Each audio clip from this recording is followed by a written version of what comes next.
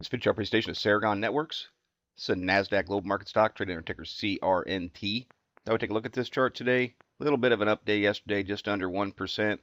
Holding on top of that 50-day moving average, that's something that caught my eye. I just want to pay attention to this chart, see if it's going to hold that 50-day, take on some upward pressure, challenge a pretty significant resistance area that's right in front of it. It is making higher lows since bottoming in November, but it's kind of a wedge look. Didn't make a higher high here a couple weeks ago, so it's kind of caught in the middle. And I just want to talk about what to look for in a chart that's in this position.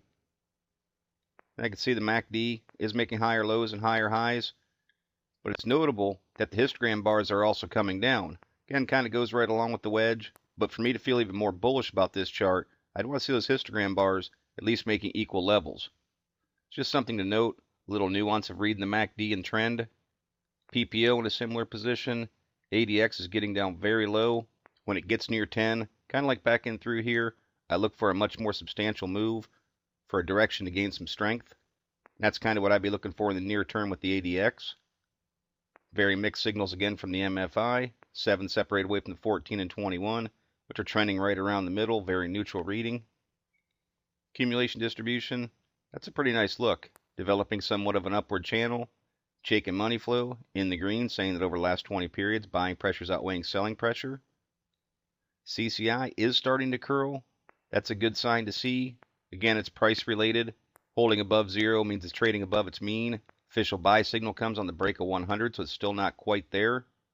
Full still coming down, but still holding over top of 50, saying that momentum's still to the bullish side of things at this point.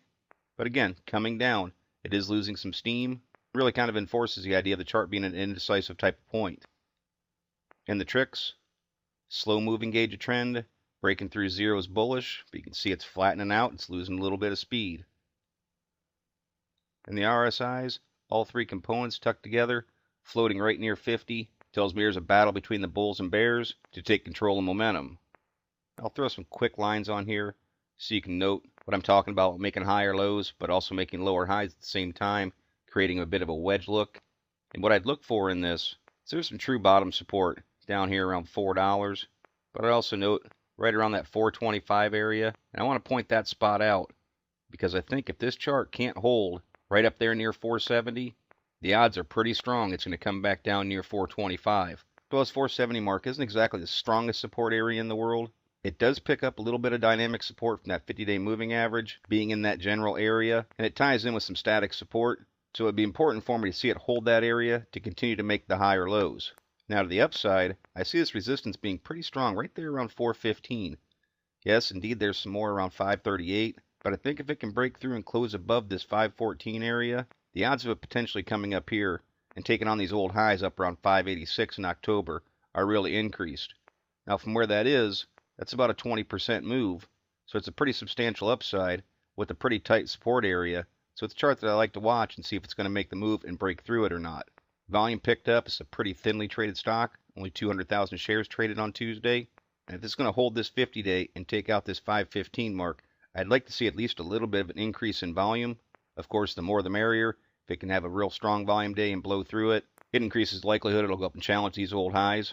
But as far as volume goes, if it just kind of wants to sputter right around this area, I want to see volume really drying up, having lower volume days to show it's an indecisive point.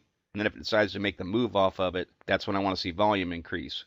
Now, as always, I don't know fundamentally what's going on with this company, why it's fallen from over top of $9, lost about half its value. But from a technical standpoint, it's at a very interesting position where it can try and take on much more bullish momentum and a stronger bullish trend. But it's going to need to make that move in the near term. Otherwise, I think it's going to fall through support and at least challenge these old lows around 425, potentially all the way back down to $4. But now it's got the 50-day starting to curl upward and giving a little bit of support. In my opinion, it's worth keeping an eye on going forward to see how it performs. As always, it's merely my interpretation of the CRNT chart. Thank you for watching and trade smart.